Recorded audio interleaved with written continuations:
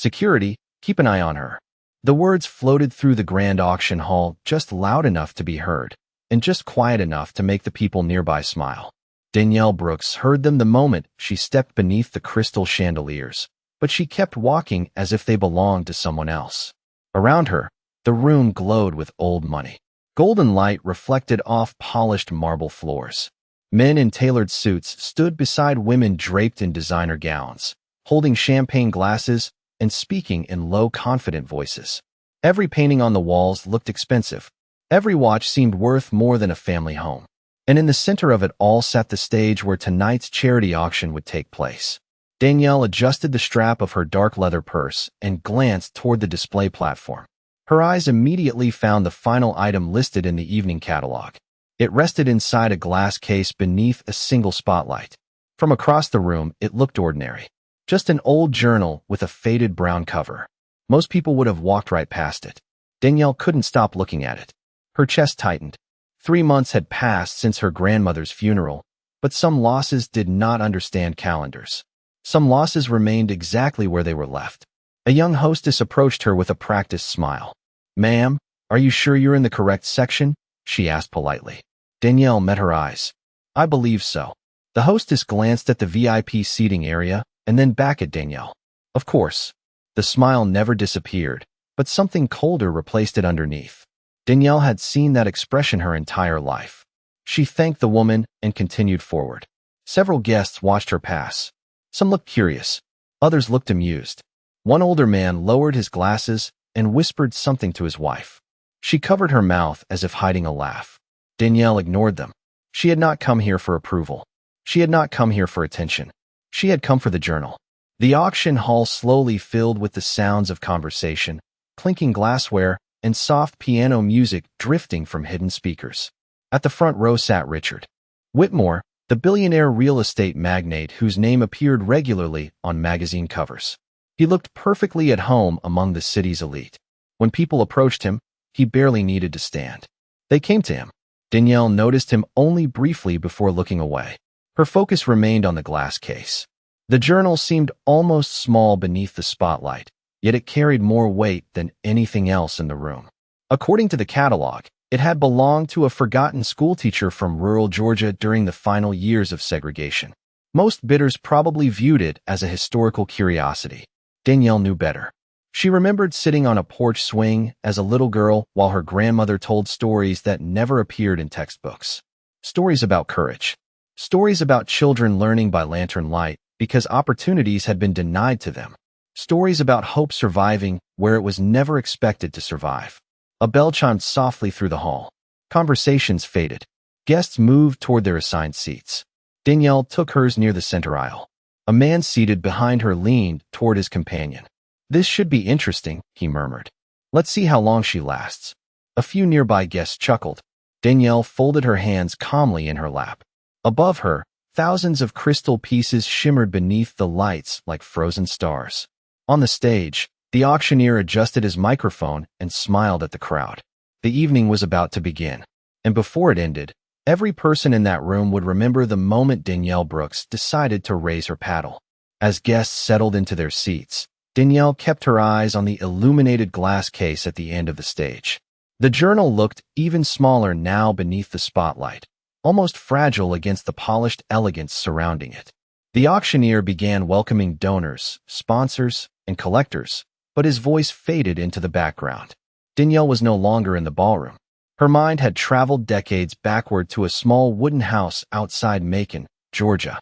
She could still remember the smell of sweet tea cooling on a windowsill during summer afternoons. She remembered the creak of a porch swing moving slowly beneath the shade of an old oak tree. Most of all, she remembered her grandmother's voice. Eleanor Brooks never sounded bitter when she spoke about the past. That was what surprised Danielle most as a child. The stories were difficult, but her grandmother always told them with dignity. She spoke about children walking miles along dirt roads carrying worn books. She spoke about families who shared what little they had because education mattered more than comfort. And she spoke about one woman who believed knowledge could change lives. Danielle had been only 8 years old when she first heard the name Clara Mae Johnson. At the time, it sounded like any other name from history. Years later, she learned the truth. Clara Mae Johnson was not just a historical figure. She was her grandmother's teacher. During an era when opportunities were limited and doors remained closed, Clara Mae had quietly taught generations of Black children in a one-room building hidden behind a church. She kept journals documenting every lesson, every student, every dream. Those journals were thought to be lost for decades. Until now. Danielle exhaled slowly and looked down at the auction catalog resting on her lap. The final item description occupied less than half a page. A brief paragraph. A few dates. A faded photograph. That was all. An entire life reduced to a handful of sentences. Her fingers brushed the corner of the page. She knew something almost nobody else in the room knew. The journal inside that glass case contained her grandmother's name. Years ago, while sorting through old family boxes after her mother's passing, Danielle had found several letters. In those letters, Eleanor described lessons taught by Clara Mae.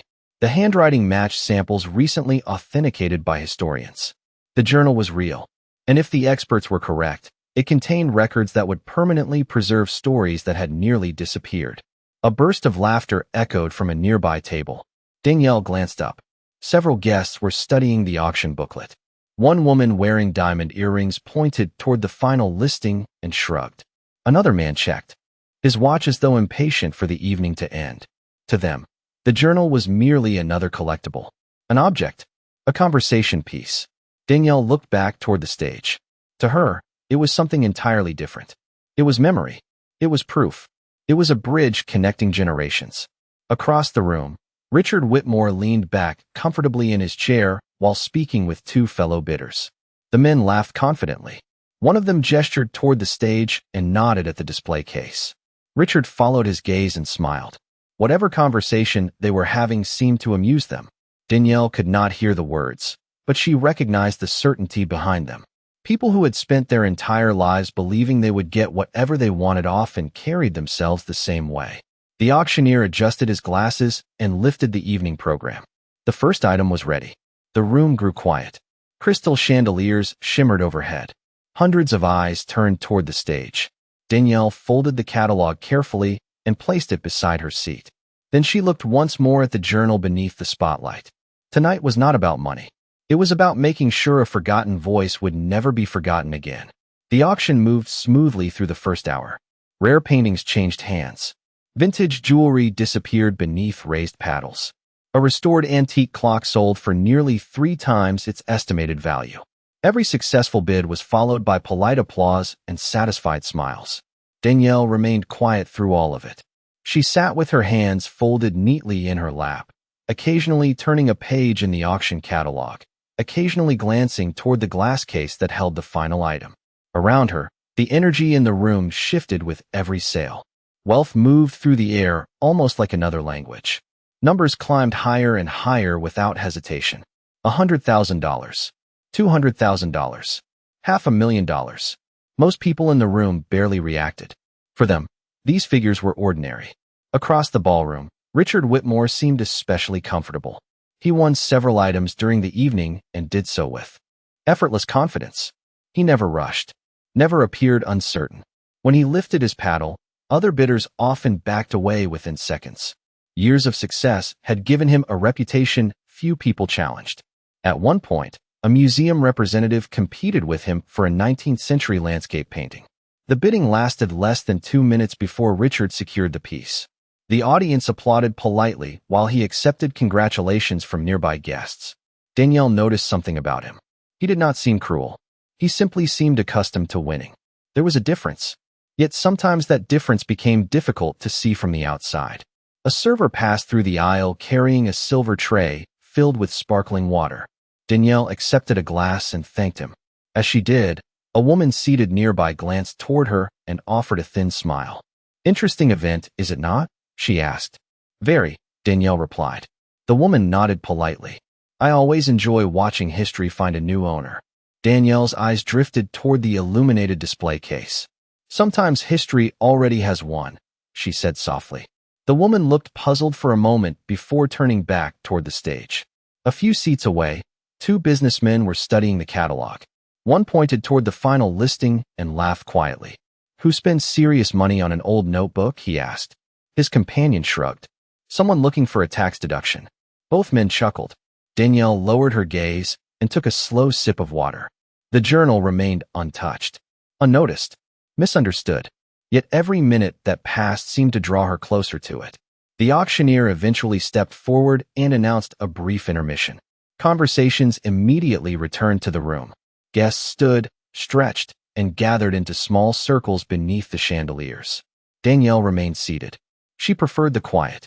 From her chair, she watched people moving through pools of golden light. Wealthy collectors discussing investments. Donors exchanging business cards. Reporters preparing notes for society columns. The entire evening felt carefully choreographed. Then she noticed Richard Whitmore walking toward the display area near the stage. Several guests followed him. Curious, Danielle watched from a distance.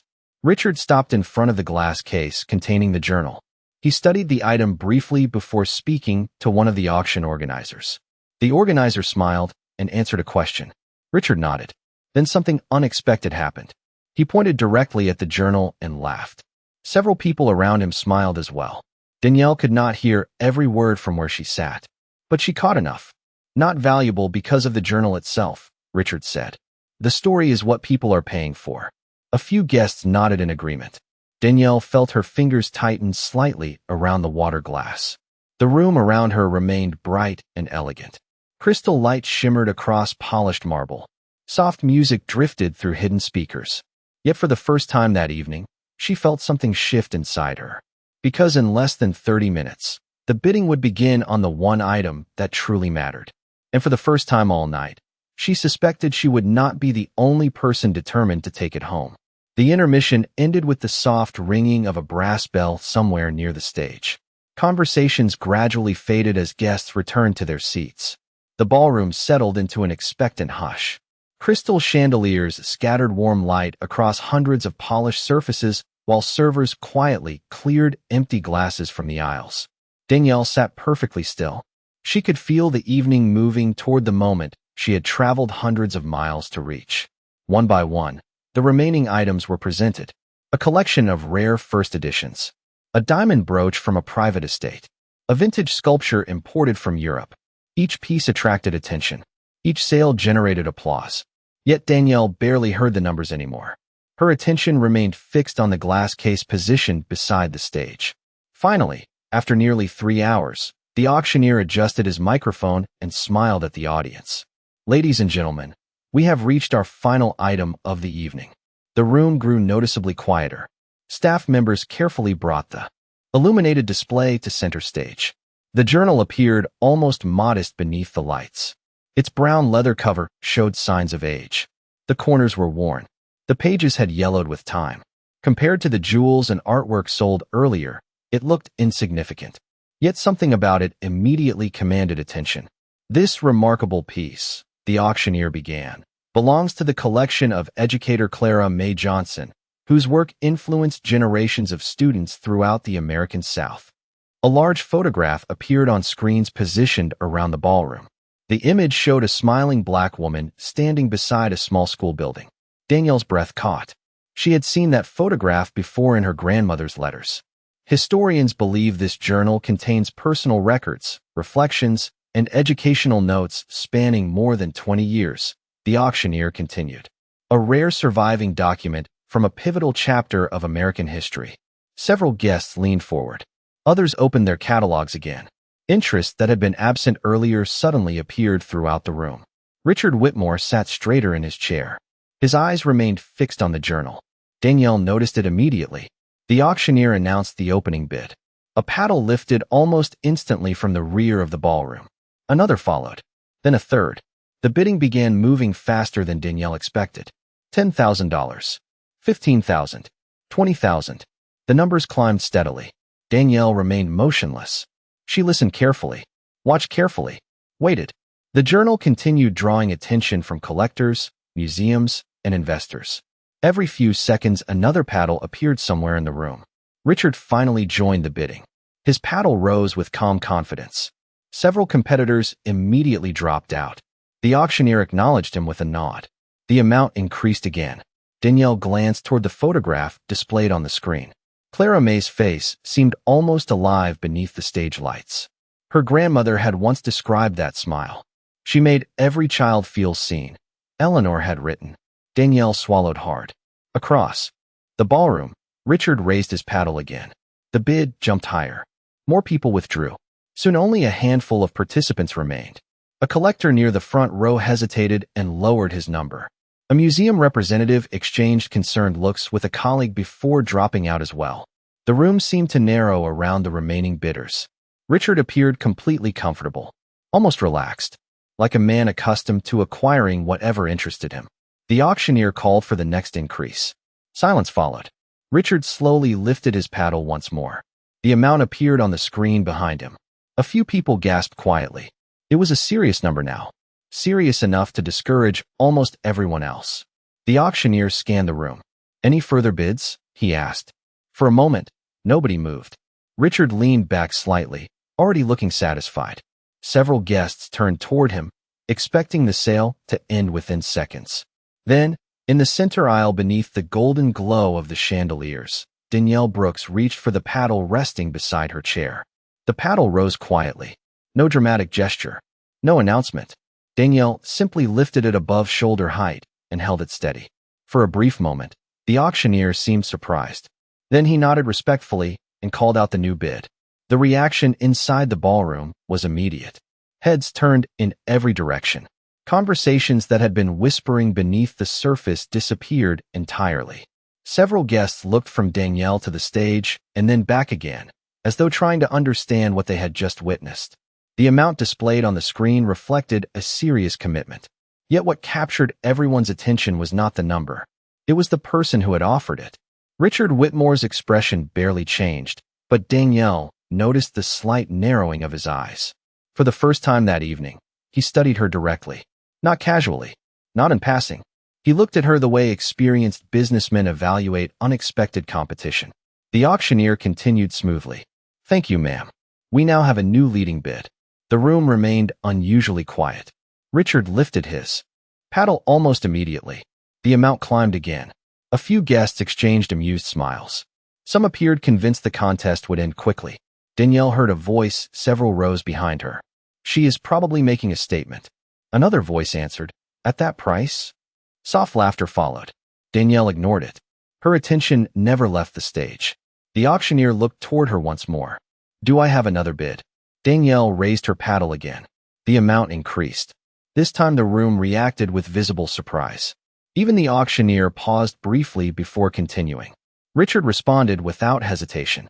"Another increase." Danielle answered. Richard answered again. The pattern continued.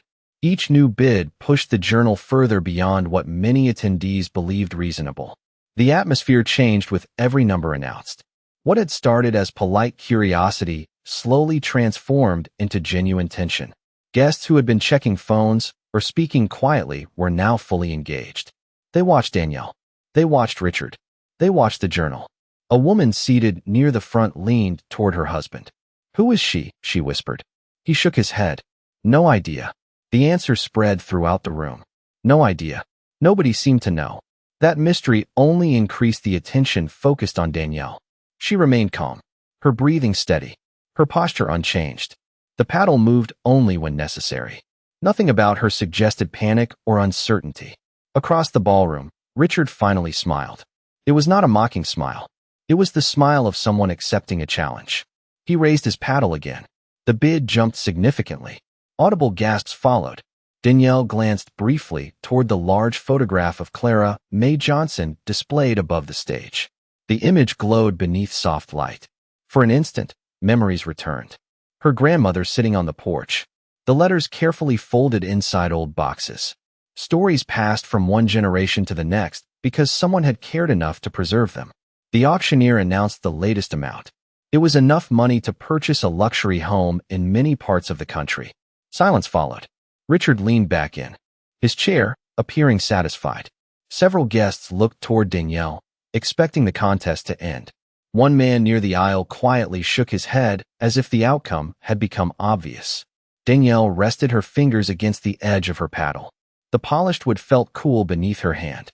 She thought about everything that journal represented.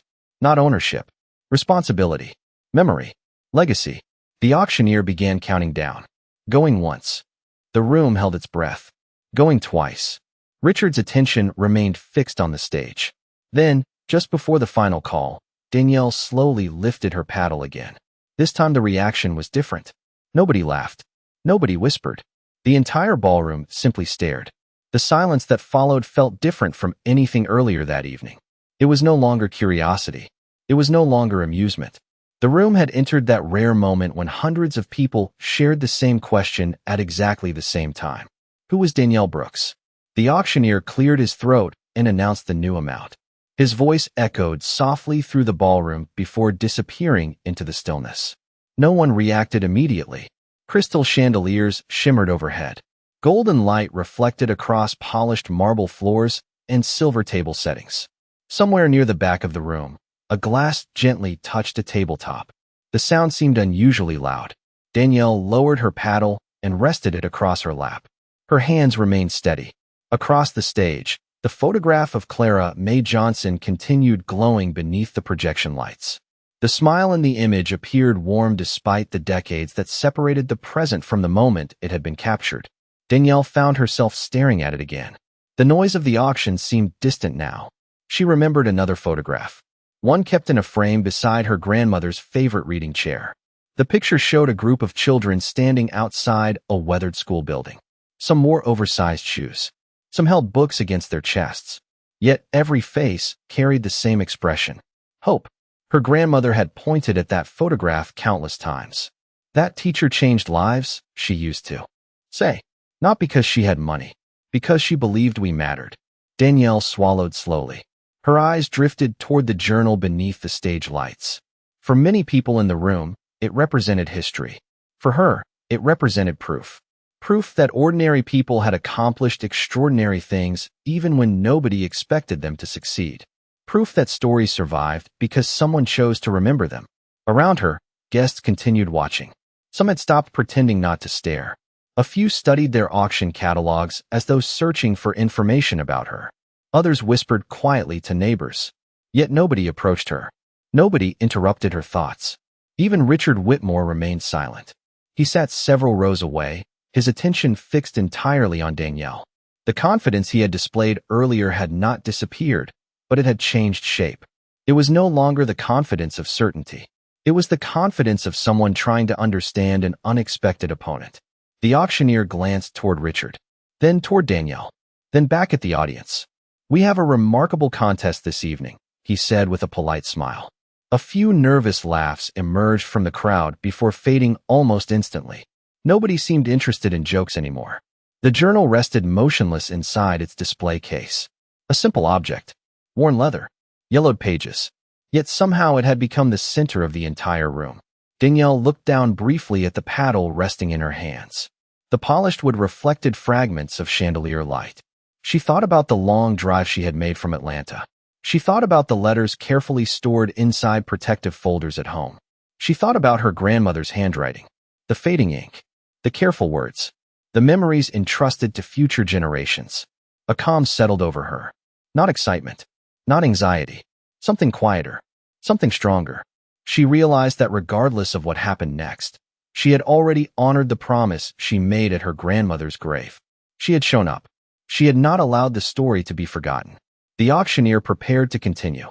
Every eye in the ballroom followed his movement. Richard Whitmore slowly reached for his paddle once more. The room seemed to inhale as one. And for the first time that evening, Danielle noticed something unexpected in his expression. It was not arrogance.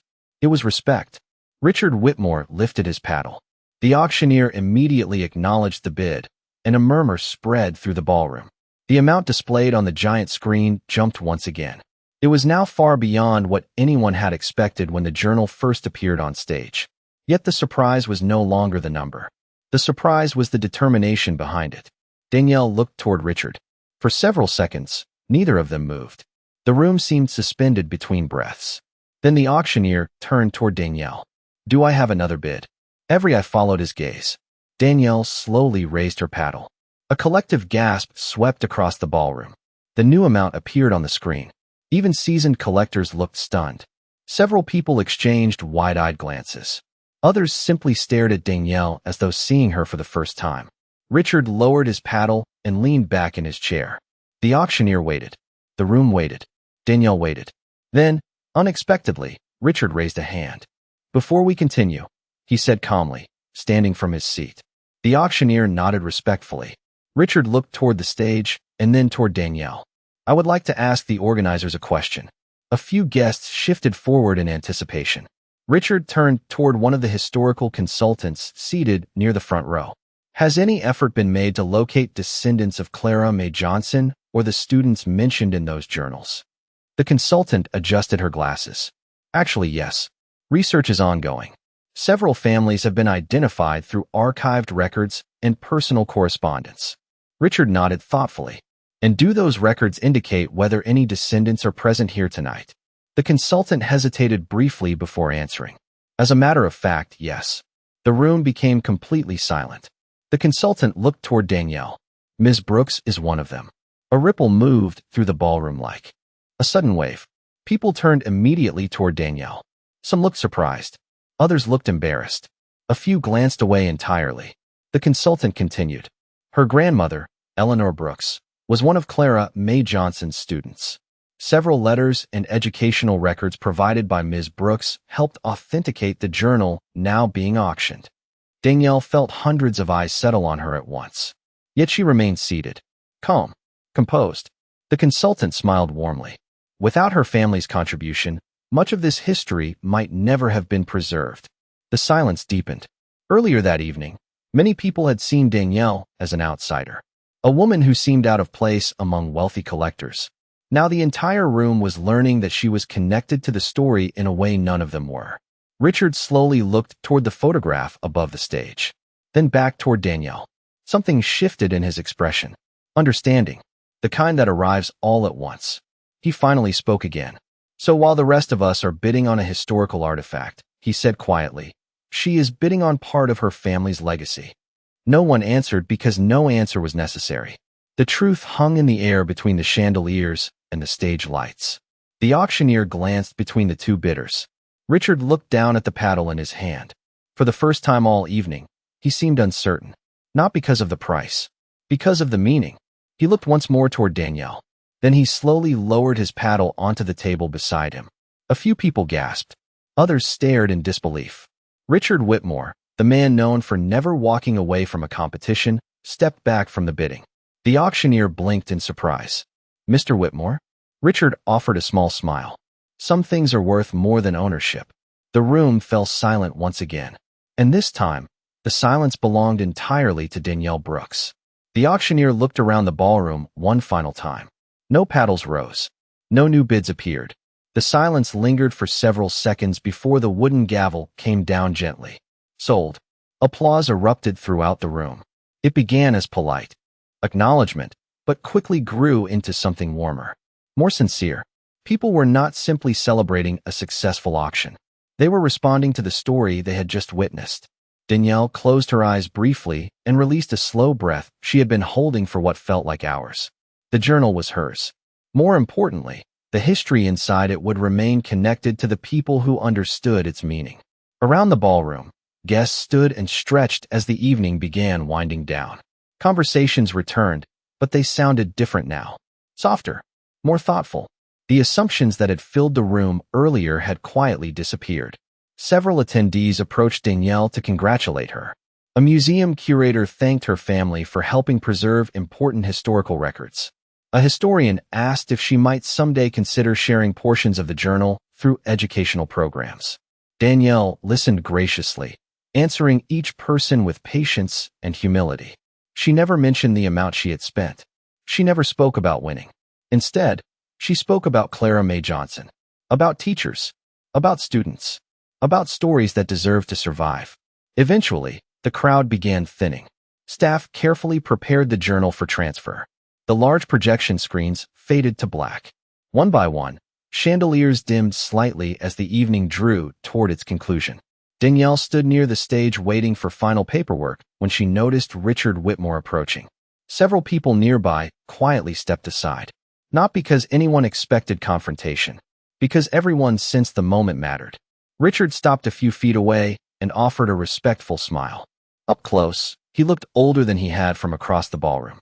Tired, perhaps. Reflective. For a moment, neither spoke. Then Richard glanced toward the secured journal resting inside its protective case. "I owe you an apology," he said. Danielle looked surprised. Richard exhaled softly. "When I first saw you tonight, I made assumptions. I believed I understood why people attended events like this." He shook his head slightly. "Turns out I was wrong." Danielle held his gaze. There was no defensiveness in his voice. No attempt to justify himself. Only honesty. Richard continued. "I thought I was competing for an artifact. I did not realize I was standing in the middle of someone else's family story." The noise of the ballroom seemed distant now. Staff moved quietly through the background. Glasses clinked softly. The scent of polished wood and fresh flowers lingered in the air. Danielle smiled gently. Most people did not realize it. Richard nodded. "That does not excuse it." For a moment, he looked toward the photograph of Clara Mae Johnson, still visible on a small monitor near the stage. "You know," he said, "I wanted that journal because I thought it would look impressive in my collection." His smile turned self-conscious. "That sounds foolish now." Danielle glanced toward the photograph as well. "Not foolish," she replied softly. "Just incomplete." Richard considered that for a moment. Then he laughed quietly. "That may be the most polite correction I have ever received." Danielle laughed too. The tension dissolved instantly. There was no bitterness between them. No desire to revisit old assumptions. Only understanding. Richard extended his hand. Danielle accepted it. The handshake lasted only a moment, but it carried something the earlier whispers and judgments never had. Respect. Genuine respect. And as the last guests drifted toward the exits beneath the fading chandelier light, both of them understood that the most valuable thing gained that evening had never been the journal itself. 3 days later, the journal sat on a wooden table beside a sunlit window in Danielle Brooks's home outside Atlanta. Morning light spilled through the glass and stretched across the room in long golden bands. Dust floated quietly through the air. Somewhere outside, birds called from the branches of an old oak tree. The house felt still, peaceful, the kind of silence that carried memories instead of loneliness. Danielle stood beside the table, holding a cup of coffee that had long since cooled. In front of her rested the journal. The same worn leather cover. The same weathered corners. Yet away from the auction lights and crowded ballroom, it somehow looked different, smaller, more personal. She carefully opened the first page. The paper crackled softly beneath her fingertips. Ink faded by decades remained visible across the lines. Names, notes, dates, observations, lives. She turned another page and found a familiar name. Eleanor Brooks. Her grandmother. Danielle smiled immediately. For a moment, she could almost hear her grandmother's voice drifting through the room. She remembered summer evenings on the porch. Stories shared beneath a ceiling fan that clicked softly overhead. Lessons wrapped inside ordinary conversations. Her grandmother had never cared about recognition. She had cared about people, about preserving dignity, about making sure children believed they mattered. Danielle lowered herself into a nearby chair and continued reading. Hours seemed to pass without notice. Every page revealed another fragment of history. Every name carried a story. Some students became teachers.